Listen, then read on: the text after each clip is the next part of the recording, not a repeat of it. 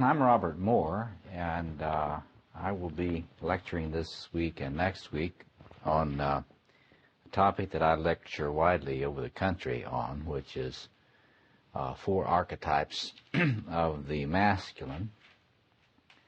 And I want to just take a moment to tell you a little bit about what I propose to do tonight and next week.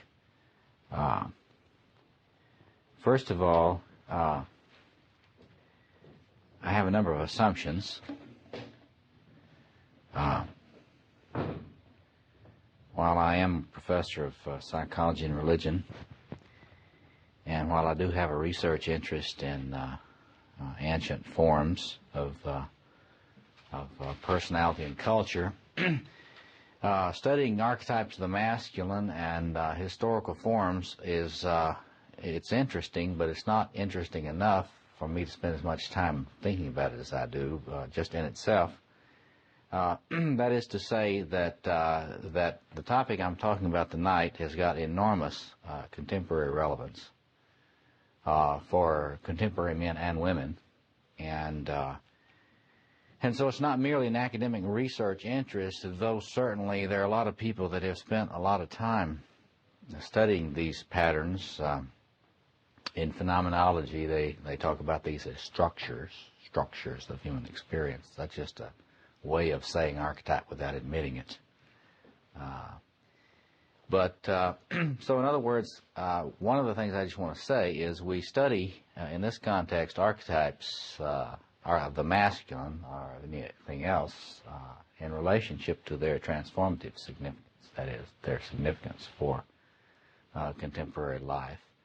And understanding what goes wrong in this case in the lives of men, and why, and to get some ideas about how that might be changed for the better. So the one thing I'd like to say just a little bit about before we get into the 2 archetypes I'm going to talk about tonight, which are the king and the warrior archetypes, is the, I want to elaborate just a second, just a few minutes anyway, on this idea of the relationships between the archetypes and transformation. And this is going to go real fast, and you have to study sacred space and transformation, that sort of thing, to get this in a lot more detail. I have tapes here that I've given on space and transformation, which would elaborate this. But the structure of transformation in human personality is threefold. There is what is known as the preliminal space, that is the time prior to a major transition or change. You might say this is before you admit that you're going to be getting a divorce, or before you admit to yourself that either you're going to shoot yourself or you're going to get into therapy, or you're going to become a hopeless alcoholic, one of the 3. It's before you get the nature and extent and enormity of one's personal crisis clearly in mind. That is massive denial, right? Massive denial. And this should be familiar to all of us, since we do so much of it, so much of the time, all of us. And our culture majors in it. If I had any one phrase to characterize American culture, it is manic defense. Manic defense. And it's not just American culture, of course, although other world cultures typically do not do as much, do not spend as much energy denying the reality and presence of evil as we do. They don't have attitudes toward it that I approve of very much, but certainly if you walk the streets of Bombay or Bangkok, as I have recently, you will see that they don't bother to deny it too much, or to cover it up too much, or to repress it too much. But in this stage, it's massive denial, and this is the stage Jungian would talk about as persona. You're still locked in persona. If you flirt with transformation and you realize what it's going to cost you, either financially or emotionally, then you try to have what Jung called a regressive restoration of the persona, which means you try to make out like nothing is different. You try to make out like you don't know what it is that you know. Because if you admitted that you know what you know, then you would be forced into something that's like, please, Mr. Custer, I don't want to go. But anyway, so that's the first stage. And many people manage to live and die pretty much in that. But this is the stage at which the archetypal always comes on like gangbusters. This is threshold 1, and this is threshold 2.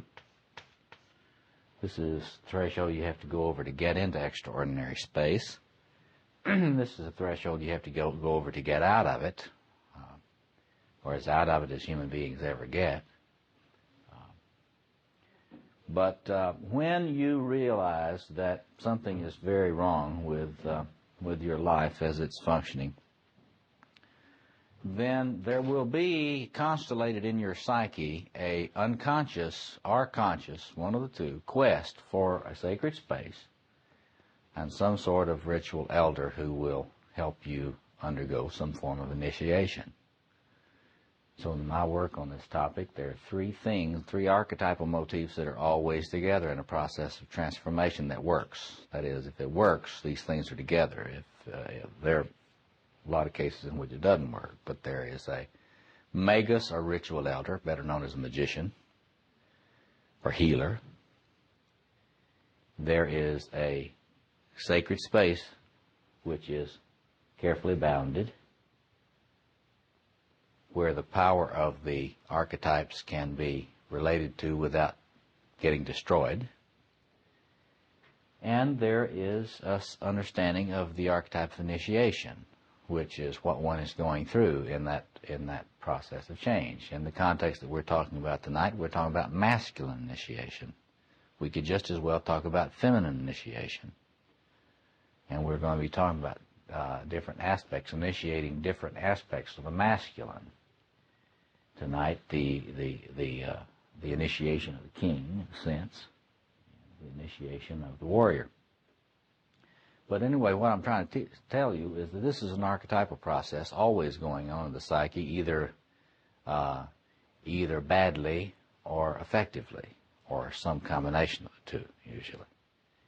And so hopefully this is where you encounter I used to talk encountering the sacred. In this context, we will say the archetypal patterns, which are loaded with power for regeneration. That's what they're for regeneration. They're also loaded with power that can make you crazy. And that's not what they're for, but that's what happens to a lot of people. Anyway, they are clearly numinous.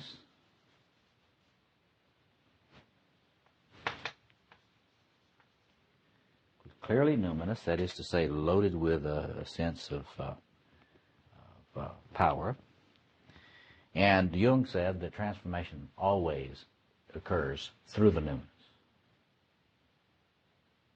You may get bandaged some other way, but real transformation and healing comes through an encounter with the numinous. And we'll have an occasion to talk about that more in a little bit.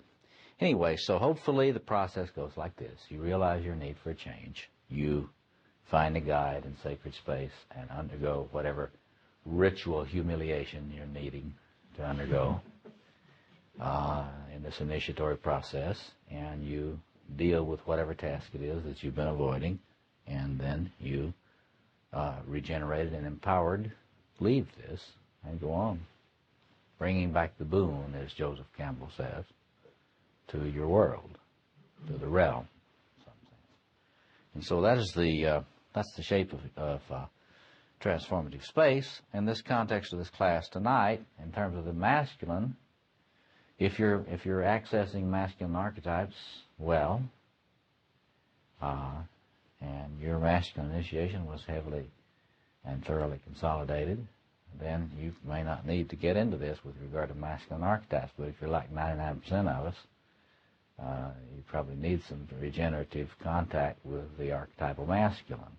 That is, both females and males need this, because we're usually so terribly wounded in the masculine, all of us. You mentioned humiliation. Do you get getting? Well, initiation as a structure almost always involves an experience of humiliation. Now, the part of us that is so easily feels humiliated is usually the infantile grandiosity.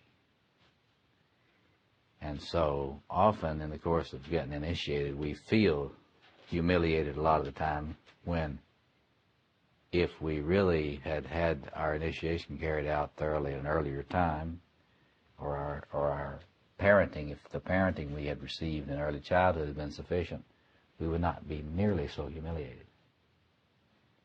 There's a litmus test. The more humiliated you feel, the more the time, the crazier you are in terms of narcissistic pathology. It's not your fault. That is, the more sensitive and easily hurt we are, the less decent parenting we got, and the more susceptible to humiliation we are, the feelings of humiliation. And therefore, any kind of individuation process that we go into, trying to realize our potential as men and women, will be experienced as humiliating. And what's really getting humiliated and relativized is the grandiosity. But it's very important that we understand that the chances are that everybody you see during every day has got a problem with grandiosity. And it is a ubiquitous problem in human life. And we can talk about that more later in terms of the way. See, here's a rule you can go by with men. Men get into trouble on the shadow sides of these archetypes when they have not had the experiences which can help them transform their infantile grandiosity. And they will tend to act out in grandiose ways out of these masculine archetypes, one or more, to the extent that they've been really wounded as children, to the extent that they've had real solid nurture. It will be much easier for a man to mature and consolidate his masculinity and to be a man who can access these archetypes in a positive way. So that gets the assumptions I'm operating out very, very, very clearly. That is, these four archetypes I'm talking about, king, warrior, magician, and lover, are psychological structures in the psyche. They are amoral. They are numinous in their power. If and one can access them like any archetypal structure, either constructively or destructively, or a combination of both, which is where we live. So we're going to be talking about the light side, what I would call the constructive expression of that archetype, and the shadow expression of it. And so what I propose to do now, if it's all right with you, is to launch into a discussion of these archetypes, their purpose, and something about their structure, and I'm just going to lecture a while, if it's all right with you. And feel free to interrupt me, raise your hand if I'm unclear about something, and I'll try to respond at that point. We'll take a break about, what time have you been taking a break? About 8? We'll take a 10-minute break about it, yes. Could you just clear up what you mean by infantile grandiosity? Yeah. I've been doing a lot of work on narcissism, literature on narcissism. The people who've done the most work on this are very clear that narcissistic pathology manifests itself in in a very primitive structure in the psyche, which Freudians call the grandiose self-organization. That means there's an actual entity in the psyche which is split off from the consciousness of the person usually, but which is sort of a little Lord Fauntleroy. Feels entitled, doesn't feel it has to do anything, deserves rewards and adoration, and hates criticism, very sensitive and easily hurt, blah, blah, blah. And you can look in the DSM-3 or the DSM-3R under the narcissistic personality disorder category, and it gives a clinical description of it. Basically, it just means a very childish sense of one's own importance and powers, one that really does not correspond to reality, but which dominates one's self-appraisal, either in a positive sense or negative sense. Now, let me just make one thing clear, and we'll talk about it. Narcissistic personality disorder is a person who has a very destructive relationship with this king archetype. With his... Excuse me? With his what? With this king archetype I want to talk about in a minute. A narcissist really has a sort of a shadow appropriation of the king archetype. They really think they're a king. Unconsciously, they really act like they think they're a king. And internally, they really do think they're a king. They are, in effect, possessed by the archetype. There are two ways that these archetypes typically affect you destructively. One, they can possess you, and the other, it can oppress you. If you're a person that thinks you're God's gift to the world, it's probably the grandiose self probably has possessed you. If you think you're just a piece of shit, your grandiose self-organization is oppressing you. It isn't that you are without a grandiose self-organization. It just means it's split off from your ego consciousness and attacks you all the time. It attacks the ego consciousness all the time. So if you're extremely self-critical and find yourself undervaluing yourself a lot of the time, you're under attack by this structure in the psyche that is just outside of the just out of the room a little bit, but you can tell its presence by the way you're feeling. We'll talk more about that in a minute. But Is it possible to yeah. push back and forth?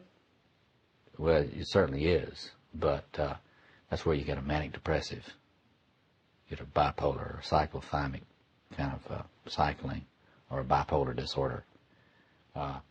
Manic depression is nothing other than someone who wobbles back and forth from a over-identification with the archetypal self in Jungian terms to a sense of being alienated from it and attacked by it. So we can talk more later about depression in that context. If a person is depressed a lot, in my view, the old way of talking about that used to be that a manic presentation where one is really high and flying high and everything is a defense against one's depression. You've heard of the manic defense against depression. I mentioned it earlier. I tend to think that most of the time it's just the opposite dynamic involved, that depression is a defense against grandiosity. And that the more depressed you are, the more hidden grandiosity you've got. And the quicker you find the hidden grandiosity and puncture it, the quicker the depression will lift. And I think if you'll explore that, you'll find that a fruitful place to dig. But let me get into these specific archetypes now, and then we will discuss them. I think I'd like to just sort of outline them both before our break. And that way you can get a chance to compare them a little bit. Let me talk a little bit about the archetype of the king. Best place to study this sort of thing, of course, is in the literature on sacred kingship, sacral kingship, which has been a topic of study for a long, long time in history of religions and anthropology. The first thing to realize is that there's no such thing as a king who is not a sacred king. There's no such thing as secular kingship. That is, the whole idea of king is a religious category.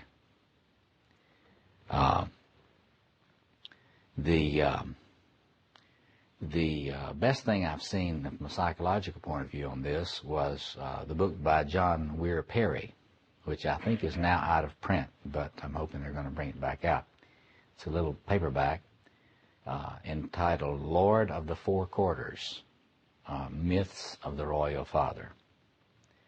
And Perry published this little book in which he brought together a lot of the myths about the sacred king, and then wrote an introduction to it, which I think is the finest thing I've ever seen psychologically on this. And Perry points out several different functions that the sacred king played. In my work on this topic, I've just basically continued where Perry left off. But he says several things. First of all, the king is the source of fertility.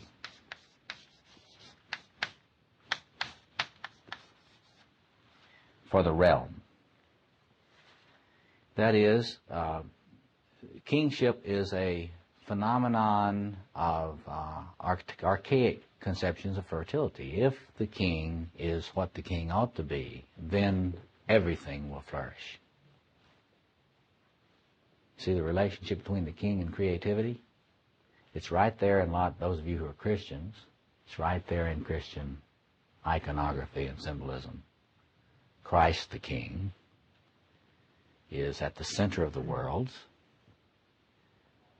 You see many of these churches where there's a crown up there on the cross.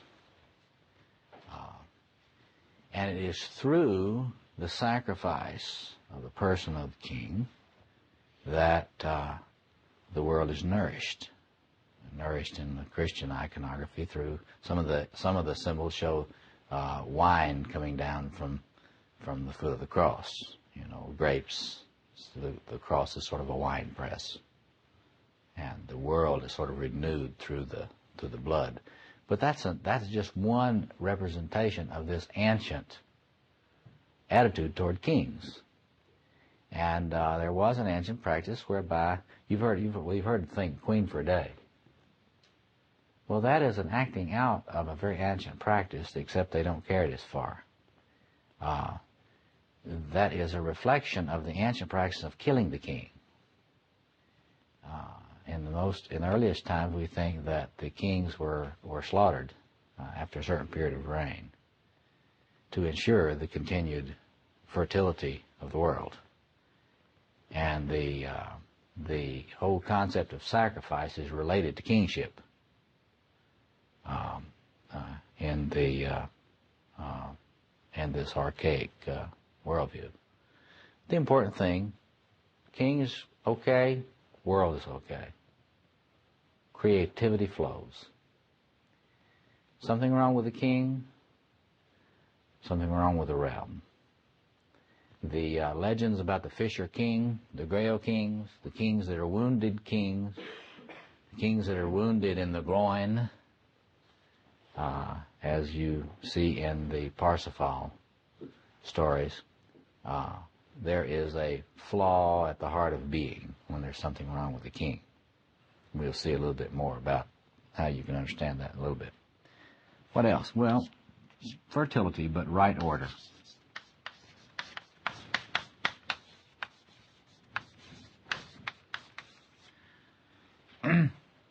You've all heard that little story about the rainmaker. Now, the rainmaker, there's not been any rain. The rainmaker goes into the hut, puts himself in the dial, or whatever the system is, puts himself right with the forces of the universe, and then it rains. Well, that story is a kind of a deteriorated form of the story about the king, because it is really the king who, if he is right, nature is right. And you get many different images of this in different cultures. You get the concept of Dharma. You get the concept of the Tao. You get the concept of Rata. In various cultures, different ideas about this. You get the similar thing in Judaism, that the king was supposed to have been, in Israel, an upholder of a transcendent law of God. But in any case, right order, and it's not based on coercion. It's not supposed to be based on coercion. It's supposed to be an inner thing, that this order grows out of the inside of things, that if it's not imposed from without, if the king is right, it is an order which issues from within things. The third thing that I have added, because I've worked a lot more with some of the ways this stuff works, is the the role of the king in blessing, which, as you can see, related to the first, but it's not simply that.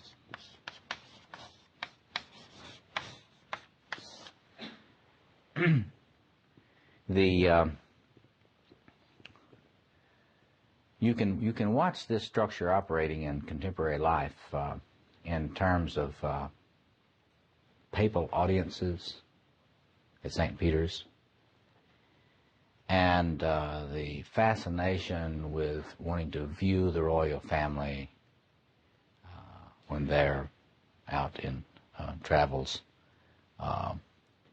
And another place you see it, that if you didn't know this archetype, you wouldn't recognize it. You wouldn't recognize it as such, is you see it in Indian gurus in ashrams, in the practice of what's known as darshan, which is viewing the guru and being viewed by the guru, who sits up on an elevated platform. Well, that's just the archetype of the king and the throne. There is something in human beings that wants to be seen by this thing.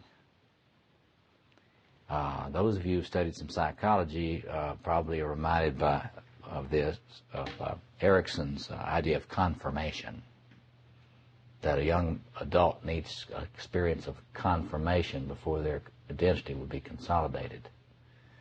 But this is what I just call blessing. The king has the eye of blessing. And, of course, can give it or withhold it.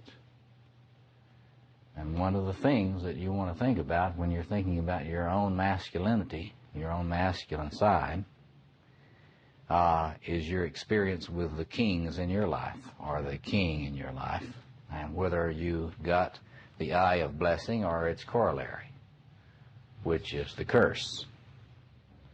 And if you study the history of religions, particularly the Hebrew scriptures, you constantly get this imagery about who got the blessing and who got the curse.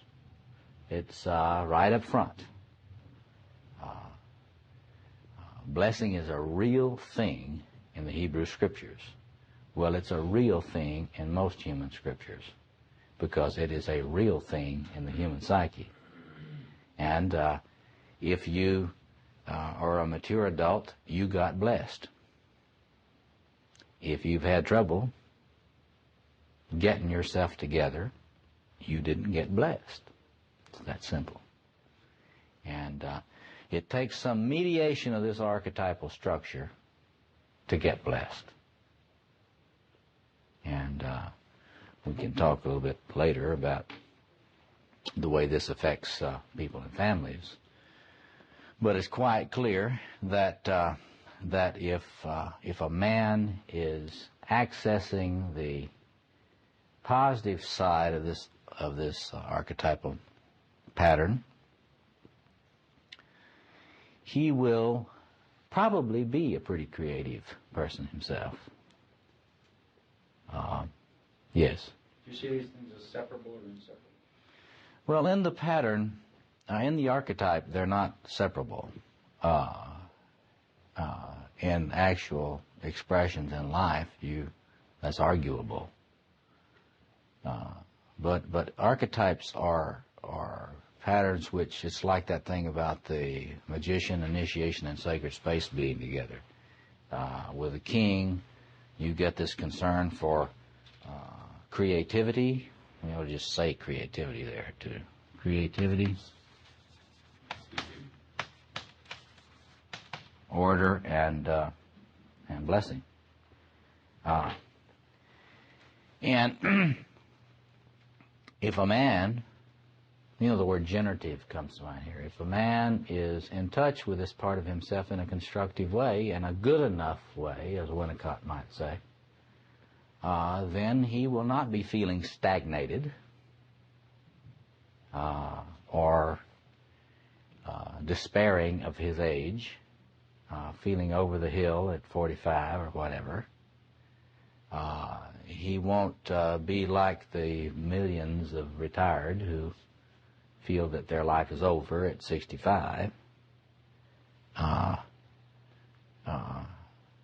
In fact, a man who's really in touch with this, in many ways, finds his vocation most strongly at 55 and can continue it as long as he can keep his health. But anyway, he will not be, he will not, if he's accessing this in a good enough way, he won't be consumed with anxiety. Another thing he won't be is a workaholic. See? We'll get to workaholics when I talk about the warrior archetype. You get workaholism when you get a warrior archetype, which gives you lots of energy and attack modes without any balance and any centering. And so if it moves, you work more. You just work harder. It's your solution to everything. Just work harder. But in any case, and another, the real thing, if you work in organizations, if a man is adequately related to this, he will be a pretty good mentor. He will not be threatened by other people getting insight, power, capability. He will be capable of being invested in empowering other people. He won't be so preoccupied with his own impotence that he can't support the empowerment of other people, both men and women. Feminists are fond of saying that the shadow expression of this is patriarchy, and that this person is out to disempower women. Well, they're partially right. This person is out to disempower women. But what many feminists don't realize is he's out to disempower men too. He's playing king of the mountain. He doesn't want anybody getting any independent center of initiative. He wants to be adored. He wants to be, as we put it in the technical literature, mirrored. He doesn't want to mirror you. He wants to be nurtured. He doesn't want to nurture you. If he's a graduate school professor, he wants graduate students who mirror and nurture him in his work. He does not want to nurture them in their work. And you see many other expressions of it. But this capacity to empower is right here, and this capacity to bless. And there you get the issue of power, which is key in all these masculine archetypes.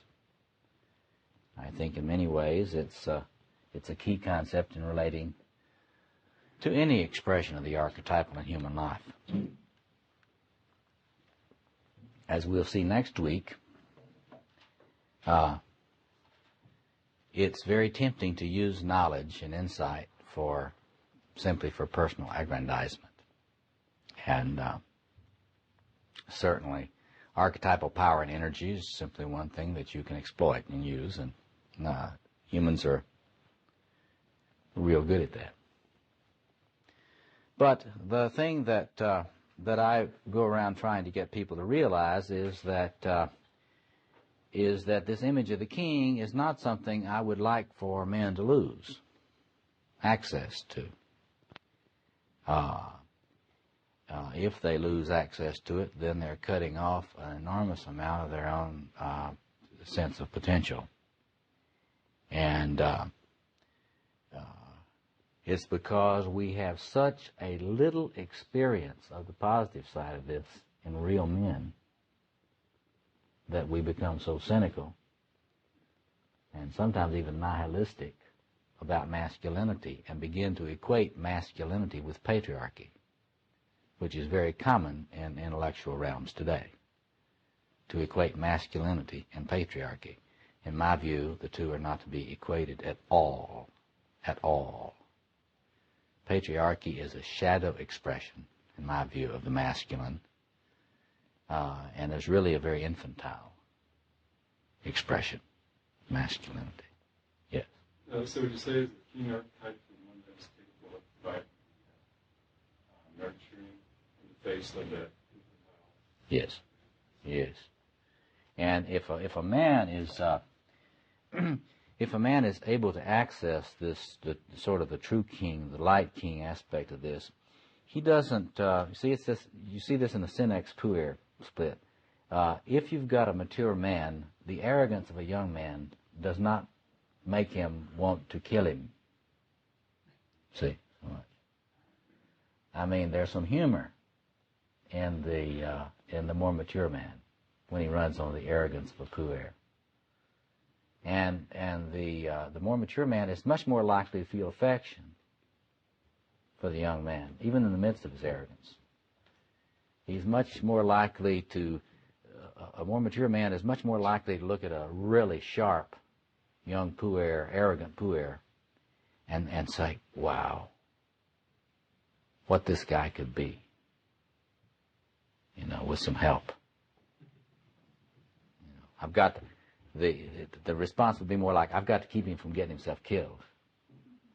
I've got to help him not self-destruct. Because if there's anybody that's in the positive side of this, he's run into a lot of the negative side of it. He knows there are a lot of Sauls around. There are a lot of Herods around who, when they run into a really sharp young man or a woman, really want to kill them, literally. The hate and envy in the shadow expression of this is enormous. So let me talk a little bit about the shadow king before I go on to the warrior. We'll elaborate all this in our discussion. So the shadow side of this thing is really manifest in a real feeling of impotence and a related feeling of paranoia. The man who's really alienated from this thing and can't access it in the right way, yet is experiencing it. I'm really serious. Look at Saul in the Bible stories, and look at Herod, and look at Caligula, and just study some historical manifestations of kingship. There is a sense on the part of the shadow king that chaos is breathing down his neck. It's just about to get him. And everywhere he looks, he sees conspiracy. And of course, if he's been brutal and sadistic enough, he's managed to generate a lot of palace coups, would-be palace coups, because he richly deserves being deposed.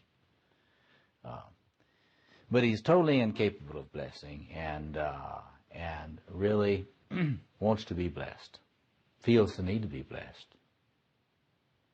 and will do everything he can to locate anybody who has the talent to be a threat and try to do away with them in whatever means he can. You see this a lot in gratuitous humiliation. of subordinates in front of other people. It's one of the things you can look for. Anytime you're ever present when a superior is highly critical of a subordinate, you're seeing the shadow side of this thing in operation. There's an Oriental principle: always help people save face. And the positive expression of this in a personality will make an individual who's in a leadership position very aware of the necessity for helping people save face, and will minimize humiliation of subordinates. In fact, on the contrary, will take every opportunity to lift the achievement of the subordinate to the attention of others in the organization.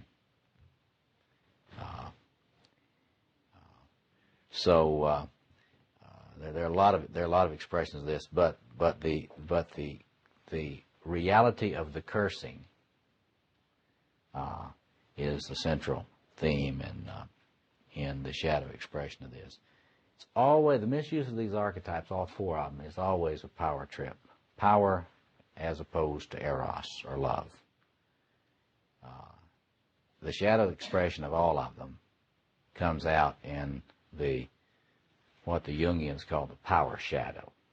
You undoubtedly heard about that before. Who would be a modern day example of this? Well, I think there are many. Stalin is the one that's clearest, most documented.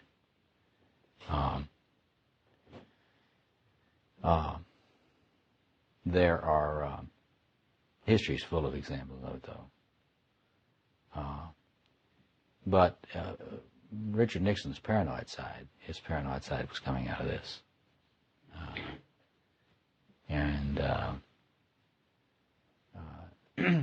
The thing that people project upon Ronald Reagan, unless they're liberal intellectuals, is the positive king aspects. I say they're projected on Ronald Reagan. I don't say that he embodies that.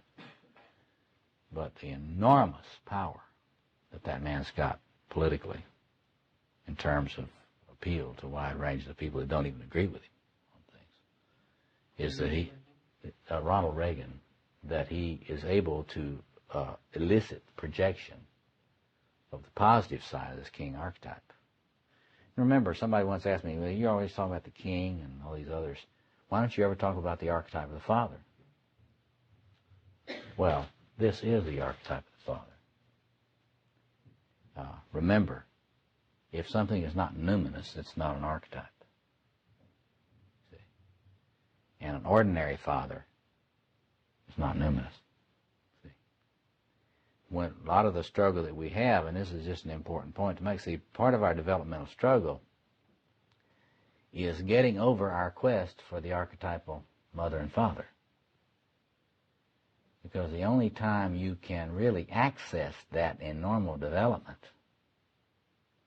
is between 1 and 4, when your actual parents can really carry the archetypal parents. After your cognitive function gets better, they can't be the archetypal parents for you.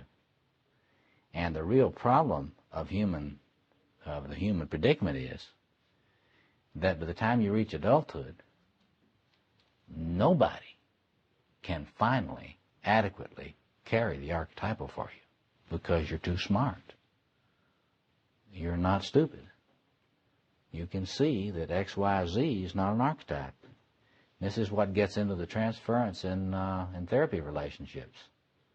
You see that your analyst or your therapist is not an archetype. And depending on what resources the school of thought or the person has to help you deal with that horrible realization, whether or not one gets healed. Happily, in Jungian thought, we don't believe that the only way you can get to these archetypes is through the analyst. We believe you're wired for these archetypes and that you can connect with them internally, and that you need not simply have them mediated by somebody, some human in the outside world. let me talk a little bit about the warrior, and I'll probably need to elaborate it more after our break.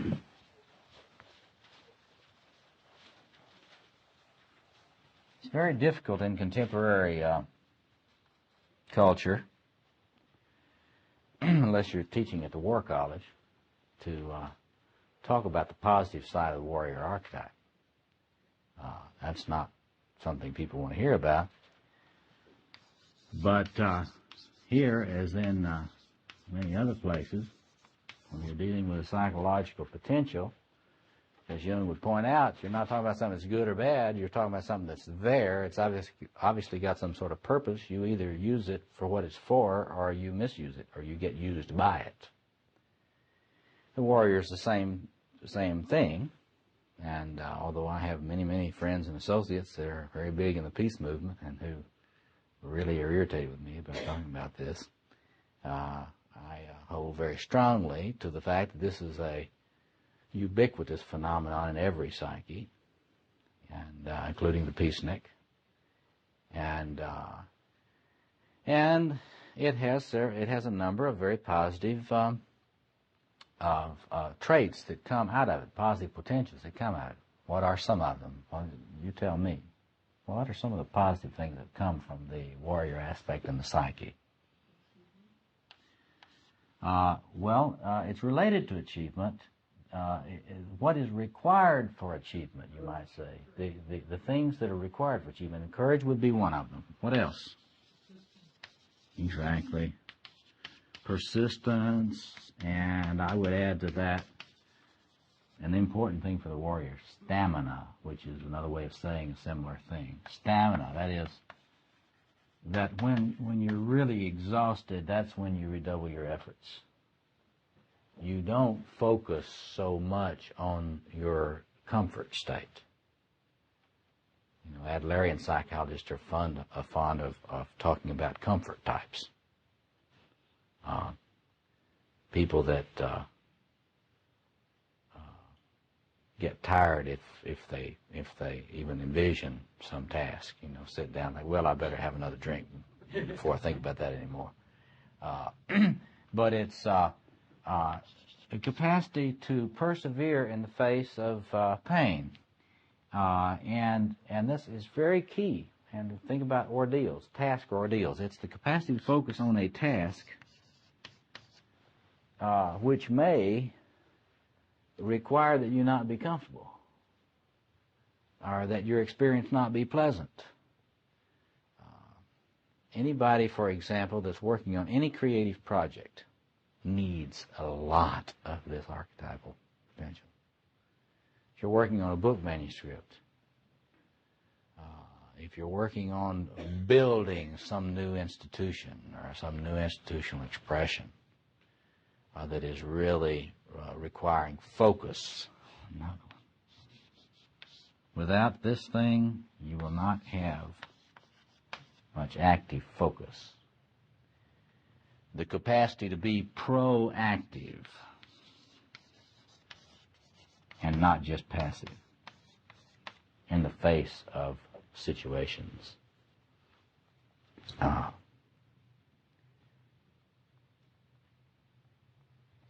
was just reading today that they've begun to link inability to get angry, express anger, and attack with cancer, the onset of cancer.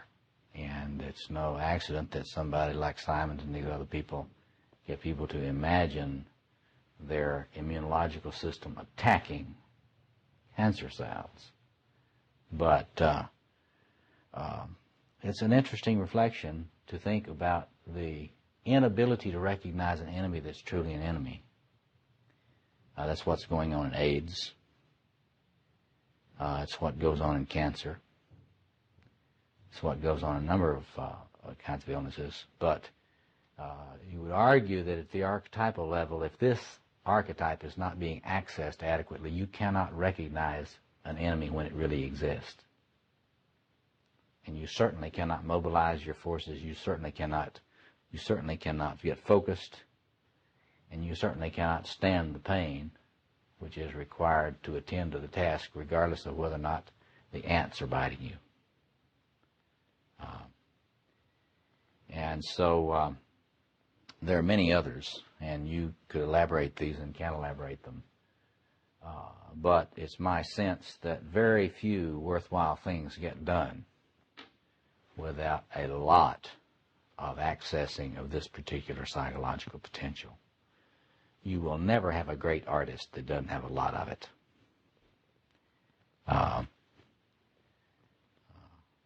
And you could argue that that would be true in a lot of different creative professional roles.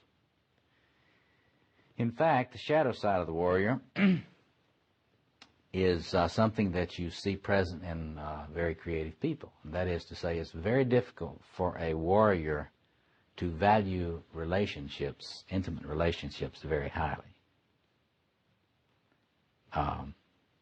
Intimate, committed, marital type relationships. This is not an archetype that is much into the female archetype of Hera. This particular archetypal structure leaves wife at home. He would defend the wife and the kids to the death out there somewhere on the boundaries of the empire. And he would have the most beautiful camp followers to tend to his personal needs. I think of the movie An Officer and a Gentleman, and if you know the subcultures around the Marine Corps, always faithful.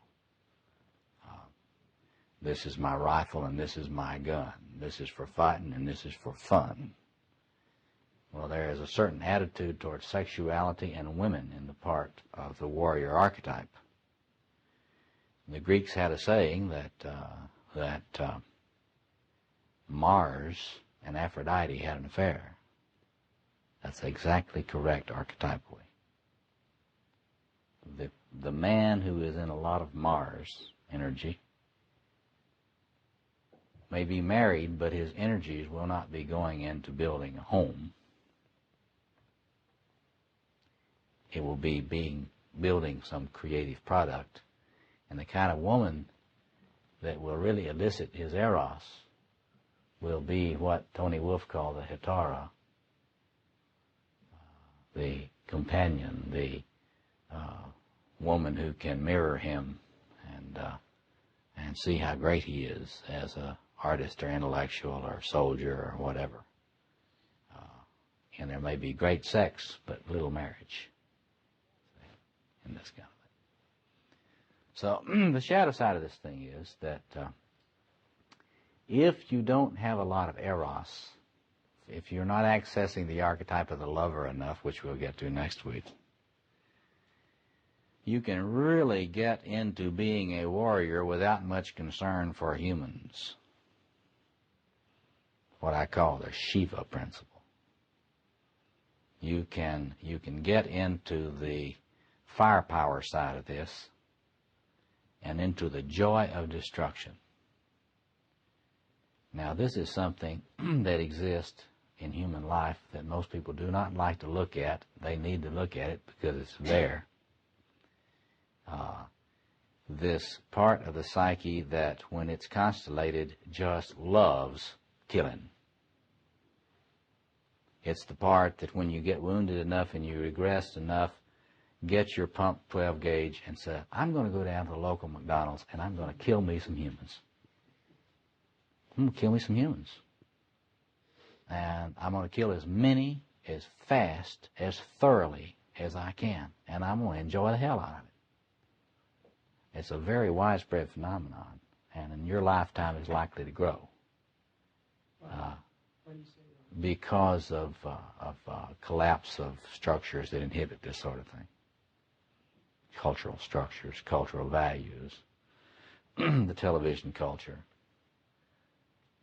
drugs, drug flood, and all sorts of other. We're turning out borderline personalities in droves. Our school system exists for the purpose of turning out borderline personalities. Turning out more what? Borderline personalities. school system exists, obviously, if you just look at what it does, to generate and support gangs and borderline personalities. And it's part of our denial system, our massive denial system, that we do not realize how serious this is. This is enormously serious business.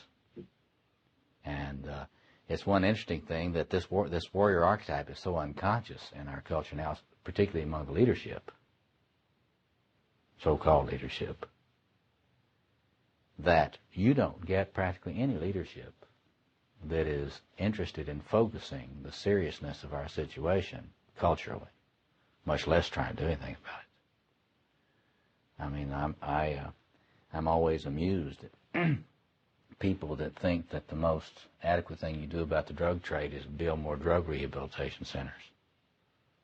You know, it's amazing. Yeah. A number of years ago, John Brewer was a science fiction writer, wrote a book called Stand in Zanzibar. You read it, but it was really interesting because he would take one social phenomenon and then just project it. Yeah. And what he did on this one was population in Yeah. Zanzibar. And what he had in there growing was people going amok. Running amok. And when I read that book, it was in the 60s. And I knew of a couple instances, you know, like the sniper tower. Yeah, right. But more and more and more. I mean, it really is kind of frightening because you see it. And what it seems to be is just like all the cultural, and it always happens in big cities, where the pressure seems. Well, it started happening in rural areas now. Over Christmas, there was this man in a rural area, southern state, that got his guns and killed his entire family when they came home for Christmas. Killed all of them. It is this thing. You see, you understand something. I get to keep this clear because it's important to get a sense of what archetypes are. I mean, archetypal psychology is real practical and real scary. Because what you're seeing is an increasing manifestation of the gods and goddesses in the absence of egos and ego structures and self-structures, as the Freudians call it. The less ego strength and self-structures you have, the more you're going to see of infantile grandiosity. That's what a god is. It's infantile grandiosity. And the Greeks knew it. The Greeks said, you don't want to act like gods and goddesses because they are, you know, they're messes.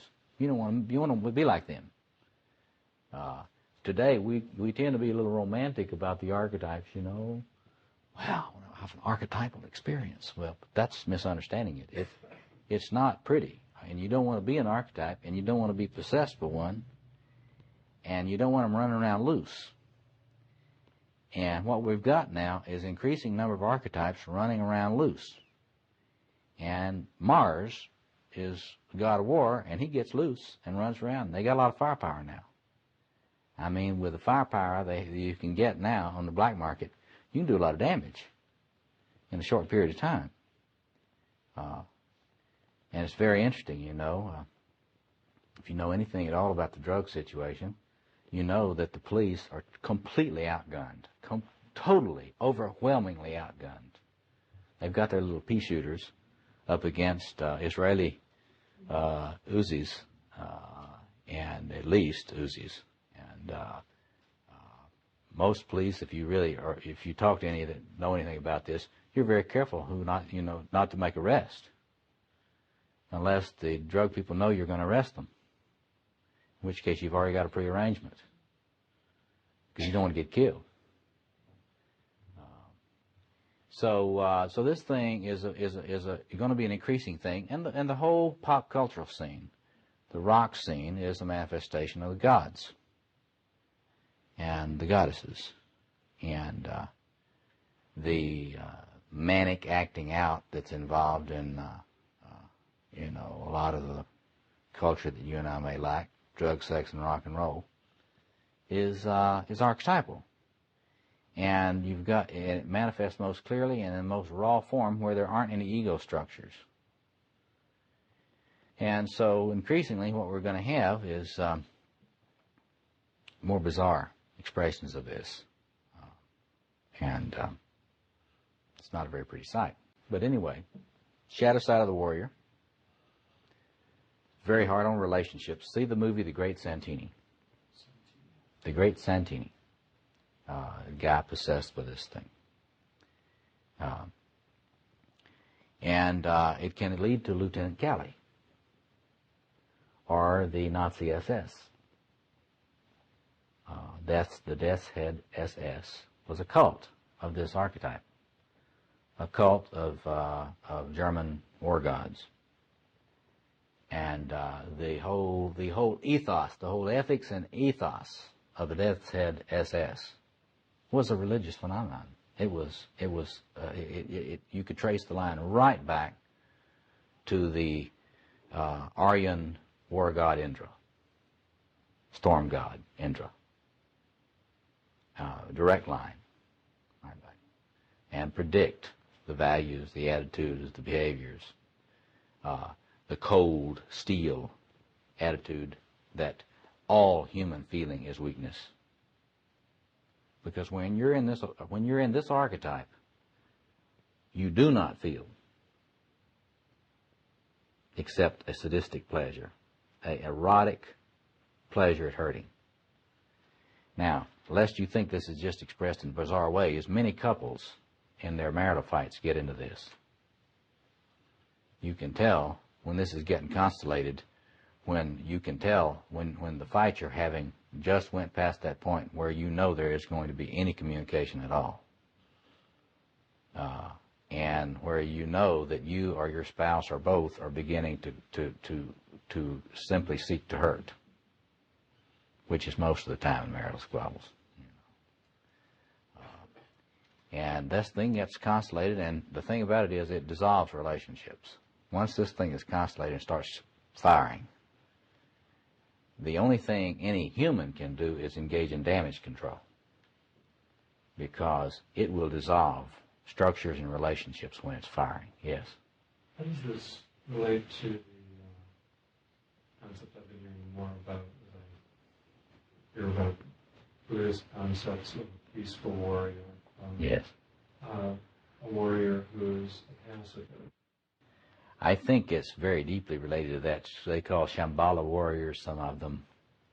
A lot of the peace people the peace people that I respect are very aware of this archetype, and know that you have to be a warrior if you're going to be serious about peace. And most martial arts traditions have this built into it. And the most advanced senseis in all the martial arts traditions are very peaceful souls. They know that if they have to act out, use the violence of their tradition, that they're trained, that their spirituality has failed. And so, for example, if you study Japanese kendo, which is the way of the sword, which is the whole ethic of the samurai, the ethic of the kendo sensei is one which, if somebody's foolish enough to come up to you and pick a fight, the true kendo specialist would never fight with them, if at all possible. There are many teaching stories about that I don't have time to tell, but it's related to what you're talking about. But you see, what I'm saying is built into this archetype. That is to say, that would also be true of a really mature man who was a Soviet general.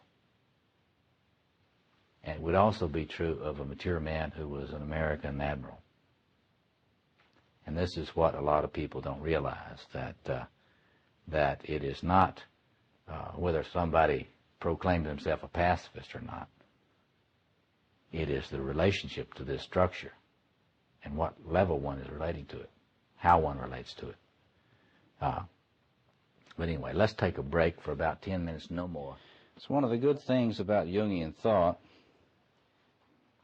is this whole concept of the archetypal self as distinct from the ego, or as distinct from the self with a little s. What I've been doing really is to elaborate the way in which the archetypal self manifests. A lot of people talk about this archetypal self like it's just sort of expressed in the Christ archetype or something, That's really a radical oversimplification. The archetype of the self carries these four patterns in both masculine and feminine forms. And one of the important things to do is to realize that inflation, which is a Jungian idea of grandiosity or hubris, can express itself in any of these patterns. That all of these patterns are seen in the archetypal self. That is to say, if you look at the lore around Jesus, just take Jesus for example. Jesus is presented as king. Jesus is presented as the warrior. Jesus is presented as the magician. And Jesus is presented as the lover. And to the extent that something is a representation of the fullness of the self, it will carry all these things. Just like any living king who was really a very mature man would carry all of these things. Any mature man would embody all of these archetypal structures in himself. But that doesn't help you differentiate the way in which the self itself is very multiplex. And we don't see people who manifest the archetype of the self very, fully. We see people who manifest aspects of it. And the chances are, if one is possessed or inflated, you're not manifesting all of them at once, probably. You're probably manifesting one side of it. For example, as we talked about earlier, the workaholic is very inflated. I mean, they may not feel inflated, but they're very inflated. They think they can do everything, or they feel like they ought to be able to do everything. You'll hear people say, "Oh, I just feel like it just needs to be." Of course, I never say anything like this. But there just ought to be 24 more hours in a day. The only thing I need is 24 more hours. Well, there's the inflation of the workaholic. It's going to change time. See, in order to be truly myself, I would have to be able to change the nature and flow of time. See, there's nothing great about that, right? It's sort of the type A personality. Yes. And that is to say, anytime you get anybody, here's a rule, anytime you get anybody with a compulsive aspect of behavior, it's always inflation. Always infantile grandiosity. Always archetypal contamination. Always, period. An archetypal contamination. But the key is to understanding this, and here again I've worked more on the comparative phenomenology of this, the expressions of the self than a lot have done. I mean, so I don't talk about the self expressing itself. It's different aspects of it to me. So you get the person that is really inflated through the king archetype, narcissistic personality disorder. Just imagine the narcissistic personality disorder on his throne, waiting to be adored. Really expects you to adore him.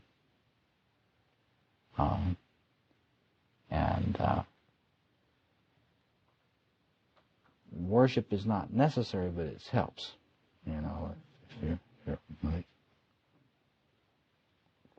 But a lot of the time, the narcissistic personality disorder is not into doing.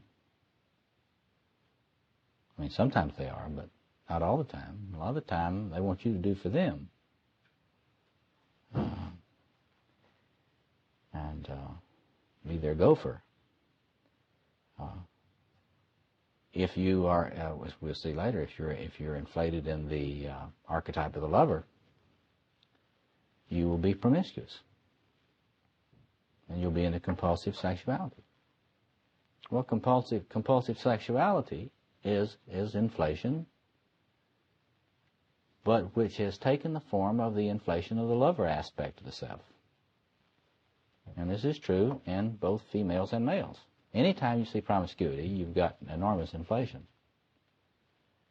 It is the god or goddess that just can't get enough You know, it's like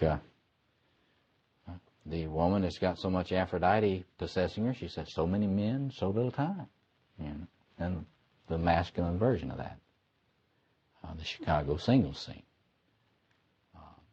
But it's always an archetypal inflation. And so when you speak of the archetype of the self, it contains all these.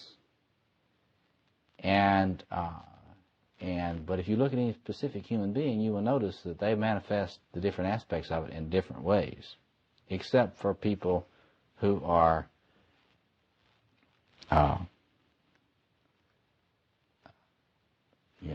enormously competent in some ways and have managed to be able to be inflated on all of them at once. You think, for example, here of John Kennedy, who was possessed with this thing. And his power and his demise both are clearly related to the way in which he was enormously inflated by the possession of this structure. Well, certainly evidence is that he was inflated in that way. But he was inflated in all these other ways too. He obviously didn't think he needed advisors at certain levels, because his advisors told him not to be in Dallas without that bubble top on that car. One of the things that you get into when you get in this inflation, this grandiosity, is that you're not going to die. They can't kill me. Feeling of invulnerability. And clearly he had that. The whole fantasy of Camelot was very key, very important, very archetypal, and people may have made jokes about it, but it was very much the psychological organization under which Kennedy and his people operated. But it was also true in a number of the leaders of that time. I mean, anytime you get someone who begins to put himself forth as the great redeemer, the great leader, there's a real enormous temptation on this. The same thing happened to Gary Hart. Gary Hart was just snapped up with this thing, and there's no way to make any sense out of Hart's behavior and his blindness than to see it as a possession by this thing. I mean, he really felt entitled to be president, and he really did not think that it was possible that anybody had the right to criticize his behavior. And this is typical of this structure. When you're in this, nobody has the right to criticize you, because you are that from which the principles of order emerge. All right? Well, yes, it is the archetypal self is, of course, in the psyche, the archetypal structure out of which concepts of order grow. But when the ego identifies with it, then I am saying, I am the source of order. I am the law. Or as the French king said, I am the state. Or the Pope, when he's in his most inflated place, he feels like he is the church. I am the church. And so the archetype of the self contains all of these things in such a powerful combination it's hard for us to even begin to imagine. It's hard for us to even begin to imagine the luminosity and the numinosity of the self. It is not domesticated, no matter how much we talk about it. It is enormously powerful, and when you get close to someone who is mainlining it, they will have an effect on you. That's what Max Weber's whole sociology of the charismatic leader is about. If you encounter a charismatic leader, even if you totally disagree with him and you wouldn't give him a dime, blah, blah, blah, blah, but you're in their presence and they're really a charismatic leader, you will be changed by being in their presence. And it's because they pick up, they elicit your projection of the archetype itself. It's the only way to explain why people do stupid, inhuman things in response to certain people's leadership. Why they get automatically blind and can't think when they're with certain individuals, charismatic individuals. This is the explanation of charismatic leadership. So anyway, you get a little sense for these two particular structures. You see, they're very important for any man. Let's just stay with me. Any man who's going to be a leader, because if you don't have this king business, then you're not going to have much a sense of concern for the realm. Ownership, you might even say, of the realm. Yes, the word, I think, stewardship is the one that I have found most useful in talking about the positive side of this. The stewardship of the realm is the best way to talk about the virtue of the positive side of the king archetype.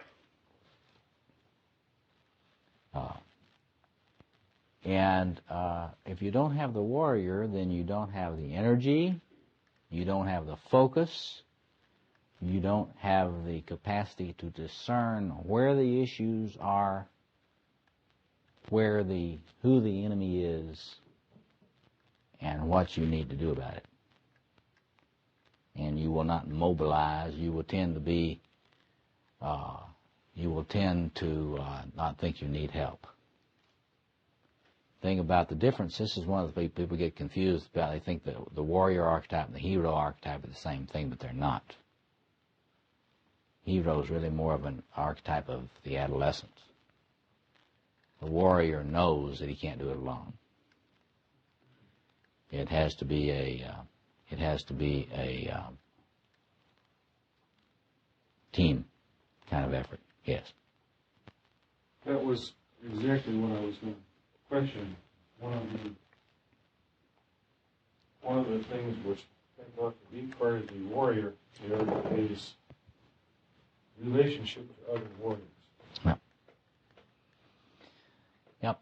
Because if you're not into making alliances with other warriors, then you're really a grandstander, and you're really a puer into your own glory. Because another side of this is, if you, it's like that little movie, The Dragon Slayer. It's only the uninitiated puer who thinks he's equal to dealing with the dragon by himself.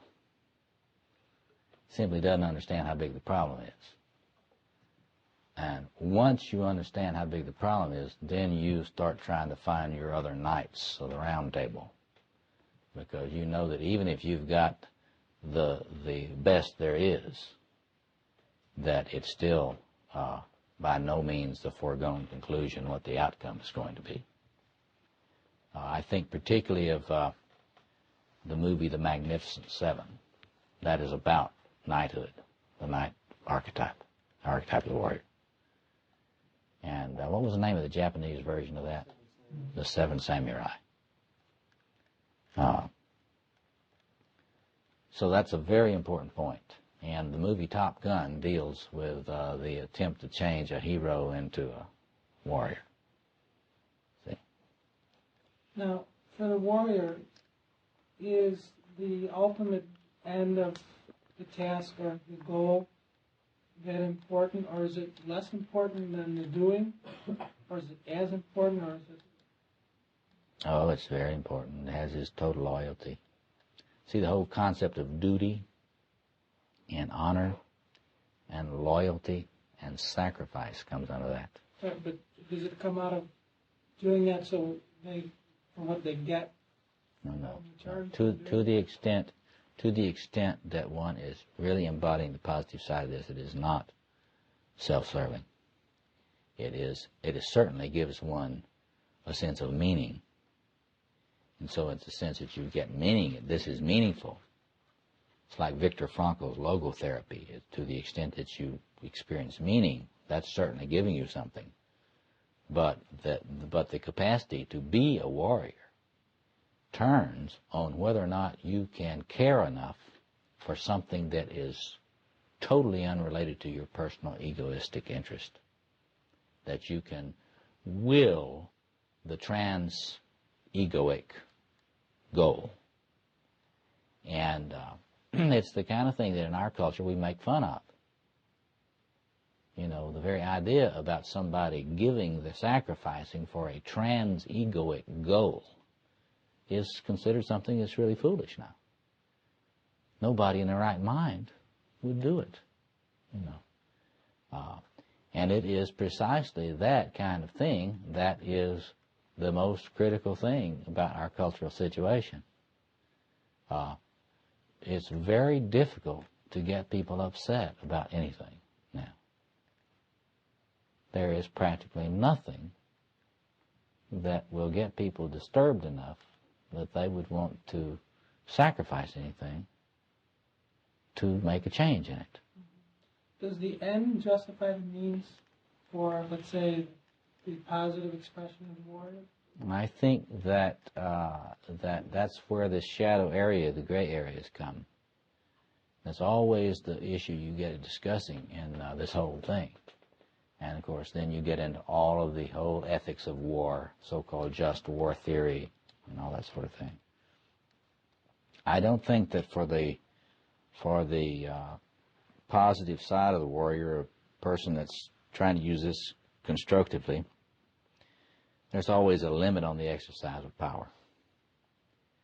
You would never see an arbitrary use of power in anybody that was accessing the positive side of the warrior in a mature way. But willingness to use it in the service of the end is certainly also the case.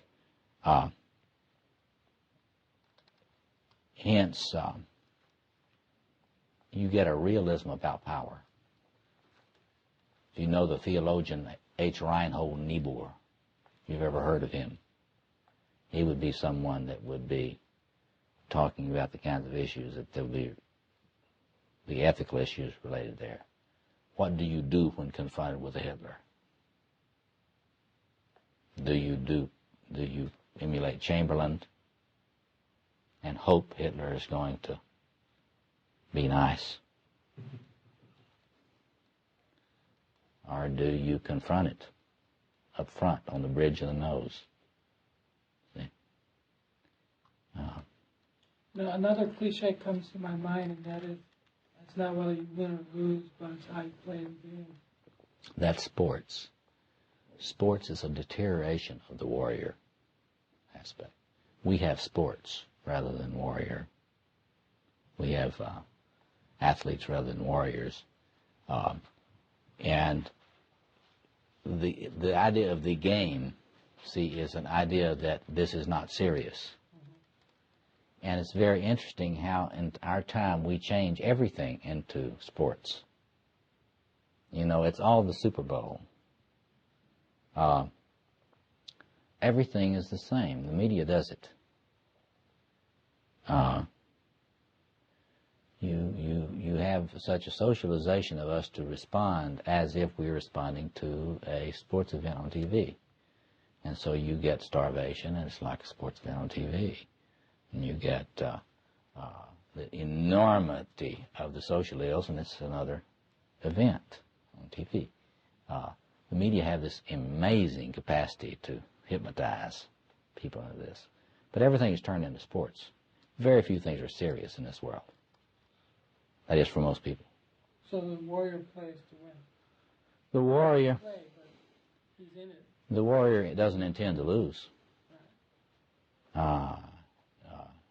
There is a thing about the warrior, and you see it a lot in Western movies, and there's a lot of this lore, this warrior lore in Western movies. If you watch it, if you look very closely and you're looking for the archetype, you can see it. Because the archetype is evident in a number of places. One where it says to the young gunslinger, the old gunslinger says to the young gunslinger, don't pull that thing unless you mean to kill somebody. Now that's warrior talk. That's a very, your power is a serious thing. And unless it's not something to play with, if you are going to wear a gun, you must be prepared to use it should the right situation emerge. And this is at the heart of all initiation motifs in this archetype. Puers do various things on this. They see all power is bad, or all capacity for violence is bad.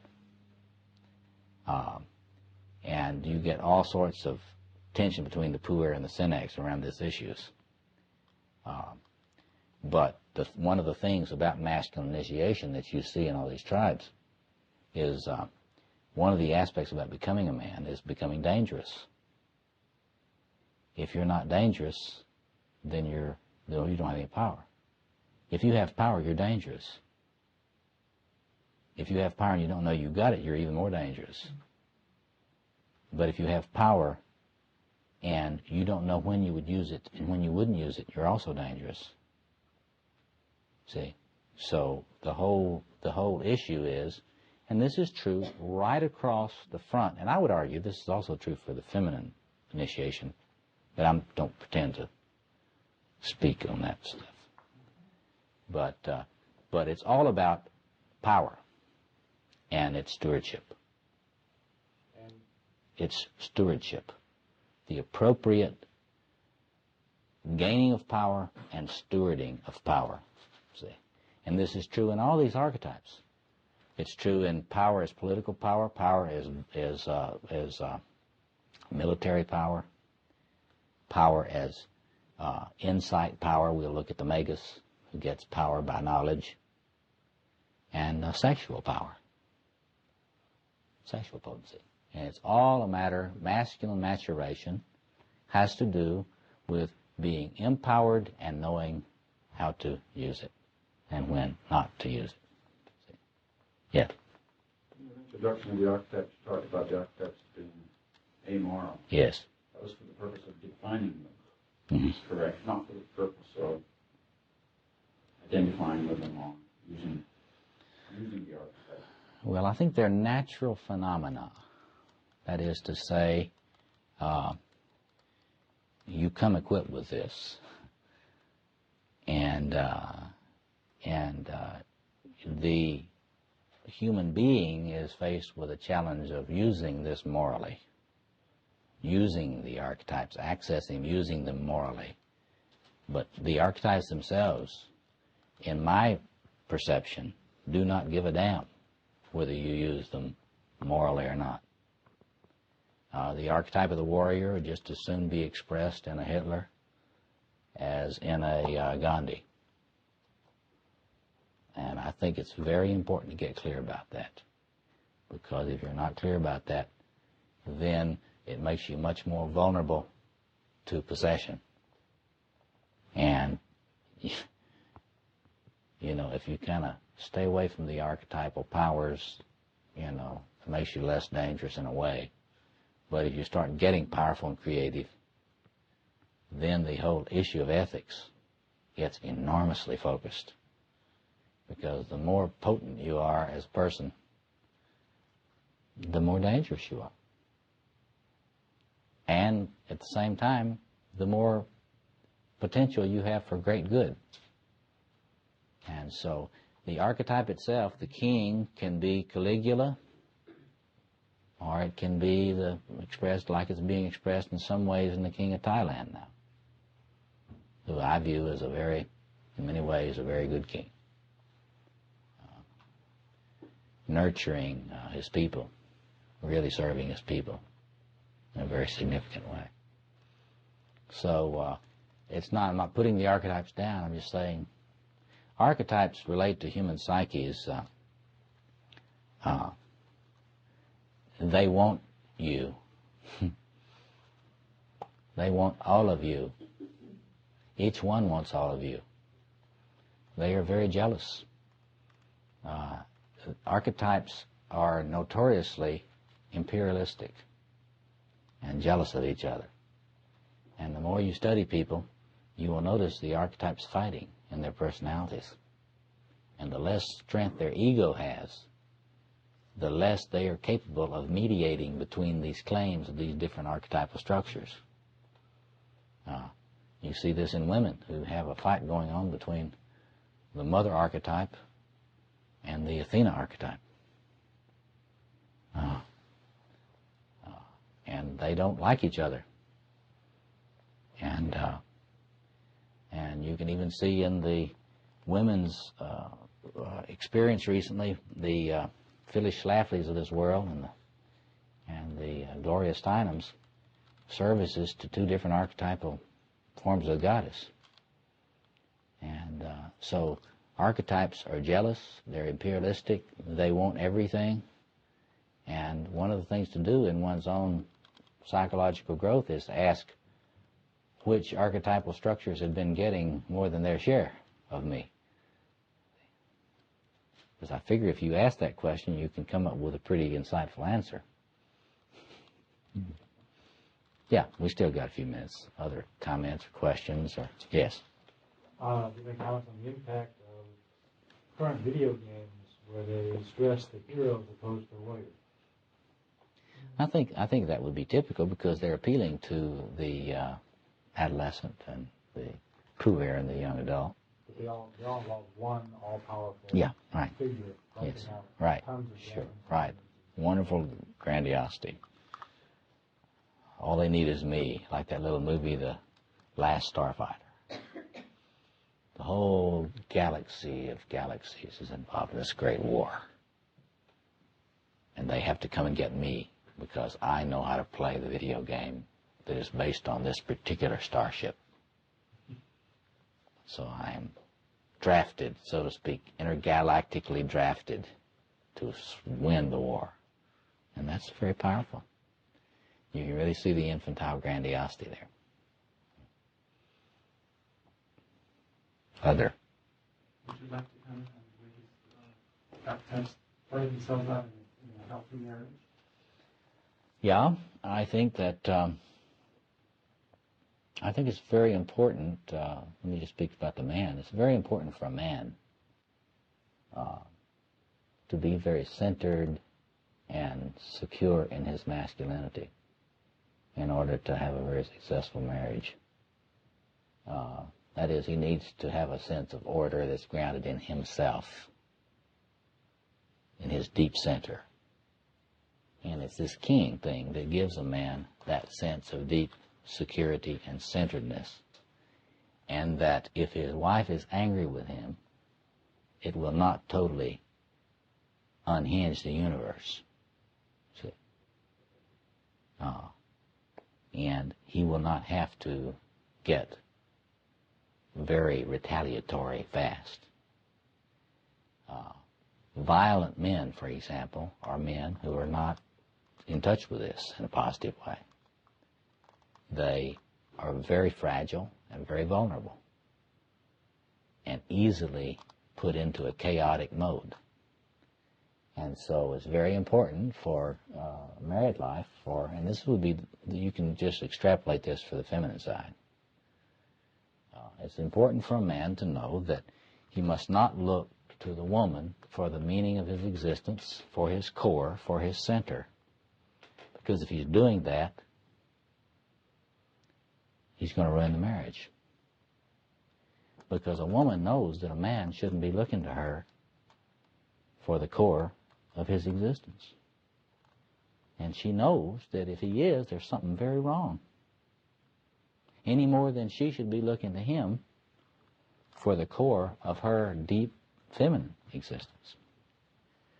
Same thing would be true about the accessing the archetype of the warrior. You've got to be able to tell what your real enemies are. And you've got not to be possessed by this thing. A lot of marital fighting is when this thing just gets loose, acting out, unconscious. There's much too much. In fact, I think there are a lot of people that foster, a lot of counselors that foster enormously destructive manifestations of the warrior archetype in marriages. Nothing wrong with expressing related anger in a marriage. But encouraging people to just blow their tanks of every toxic waste that they ever had and dump it on their spouse, that is what I consider malpractice in marriage counseling. And I don't think couples ought to ever be encouraged to blow their tanks and dump it on each other. If they've got a lot of this infantile rage stored up in their toxic waste tanks, they need to be dumping this in the container of a very tight therapeutic relationship. They need to be dumping that on the analyst, not on the spouse. And so if you're not related to this warrior thing in a healthy way, you'll be constantly gunning for the spouse, turning the spouse into the enemy. It's very common to turn the spouse into the enemy when the spouse is not the enemy, should not be seen as the enemy. And there are enemies. I'm a great believer that there are real enemies in this world. Otherwise, the world wouldn't be going down the tubes in so many ways if the human race didn't have real enemies. But that's just some of the ways. There are a lot of other ways, I'm sure. We'll talk more about that next week. Other comment, yeah. There was an article in Esquire magazine a while back that I read that talked about why men love war. Mm-hmm. Did you see that? Somebody in one of my classes brought that. Is it like a description of the luminosity of Yeah. the warrior archetype? Yeah. And the intimacy among men that you get, and the guy was saying that people don't want to talk about Vietnam, not because it was so terrible, but because they enjoyed it so much. Which is a real odd thing. It was such a big experience that they sort of said, he said, we know that we'll never experience the intensity yes, of our selves. yes. Well, see, when you're mainlining the archetypal, you feel like a god. And the hardest thing to do with somebody who has tasted it is to wean them off of that in it. Because once you had a little, it's like the tiger that ate a human.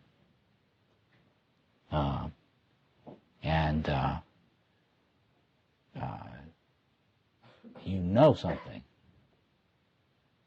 And what you know is what it's like to be, well, what I would say, it's not as fancy as to be an archetype, but it's to be divine. And there is something very, very divine about, well, you see it portrayed. That's why a lot of people hated that movie Apocalypse Now, but that guy that made that movie had a sense for this.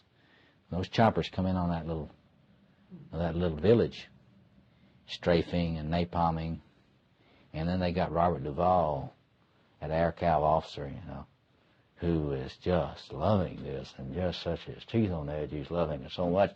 I love the smell of that burning napalm, that burning flesh. That's too close to the truth, and that is there is an excitement. You got to read Nietzsche to get it. Nietzsche understood this, and that's what drove him crazy. He had a taste of it. Übermensch, Superman. Well, Superman is simply a man that's gotten into the luminosity of the archetype, and once you taste it, you got very few options. You can totally shut down as a defense against it, which is what a lot of Vietnam War vets do. I'm a zombie. Well, I'm a zombie because if I'm not a zombie, I may kill your ass. And love it. See? So it's better for me to be a zombie and depressed. That is defending against the manic side of that. You can work on your spirituality, and this is where spirituality comes in, and it's very key, to just see what you're talking about here. If you want to traffic with the archetypal, you better work on a spirituality. Something that enables you to honor the archetypal without identifying with it. That's what spiritualities of all traditions are about. You've got to be able to honor it without identifying with it. If you don't honor it, then you think you are it. You show me somebody that's a militant atheist, and I'll show you a God. May not know it, but there's God walking around there. It's very interesting. See?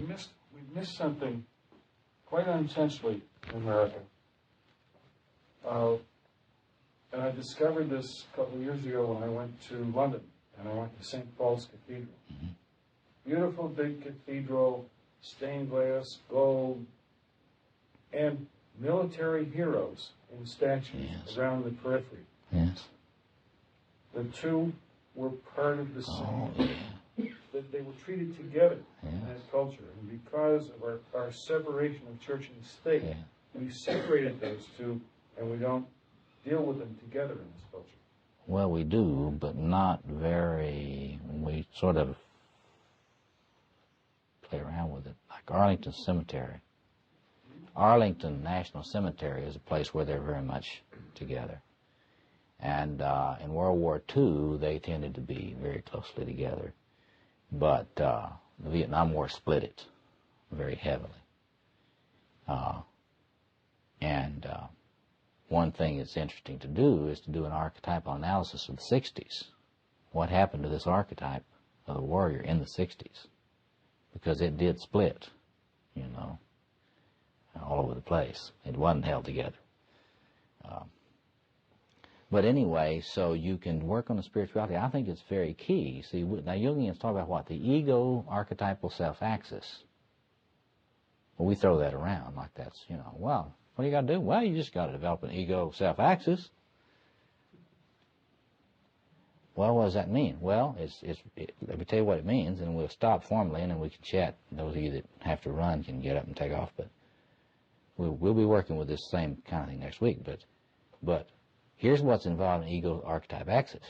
See, as long as you're depressed and out of touch with creativity, you don't need much in the way of careful discipline with regard to the archetypal realm, because you're not plugging it in, and you feel like an ordinary schmuck. And you project all this numinous stuff onto other people. That's the way most human beings throughout all history have handled it. It's a safer way for some people. It's not safe if you're a Jew or anybody else that somebody wants to sacrifice.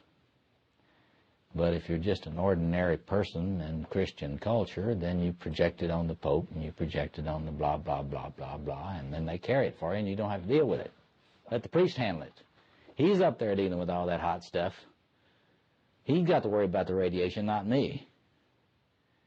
I see, as long as you got that, you're kind of okay. But once you start getting the idea that you're in touch with the archetypal, then you got big problems. Because that stuff, here's what you got to get about the archetypal self. It is enormously tempting, and it is enormously powerful, and it has a siren's call. All that stuff about the siren's call, the archetypal realm goes, come on over here, come on to my house, you know. I'm going to give you something. I'm going to make you great, you know. And it's not passive. The archetypal, don't ever forget this. The archetypal is not passive. It's very assertive. It's out to get you. It wants you. The two key words of the archetypal self are more and better. It wants more from you and wants you to do it better. It wants you to do it better yesterday, perfectly, without effort. And if you listen to your critic who's talking to you about why you didn't do it better yesterday and without effort, you know who you're listening to. It's the archetypal self talking to you, putting you down.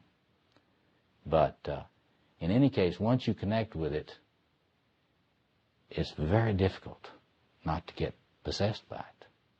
Take any cocaine addict. The dangerous thing about coke is it just plugs you right into the archetypal self. And you're wonderful when you're in that. And once you have been wonderful, it's not enough to just be ordinary. See? that's why cocaine is so dangerous. And what it does to you is it puts you into your Mr. Wonderfulness. And you don't need any sleep. You don't need, any rest. You don't need anybody. You're God. And the archetypal self can live forever like that, but the human being can't. And that's what is so dangerous about it. That's unbiased. It's unbiased. Oh yeah. All the successes, the athlete. Sure. But this is so, and all compulsions, every compulsion has behind it an archetypal self-structure that is pressing. And I don't care what kind of compulsion it is. You got compulsive behavior, it's the archetypal self pressing. And if it's really up close to you where you can see it, it lights you up like a Christmas tree. And then you don't like disidentifying with it. Even if it's running you down, you don't like disidentifying with it. Because it's one thing to criticize yourself from the point of view of a God. It's closer to being God than just accepting one's humanness. And so staying human is this enormously difficult task when you're relating to this archetypal self. And nobody tells us about this very much. But why spirituality? Well, that is another way to talk about working on the ego-self axis, working on an optimal relationship to the self, to the archetypes, so that they do for you what they're designed, I think, to do, which is to provide you with energy and vision, sense of meaning. If you're really relating to these archetypes of the masculine, you will have energy and you will not be bored. You will have a sense of meaning. Then that's the good news.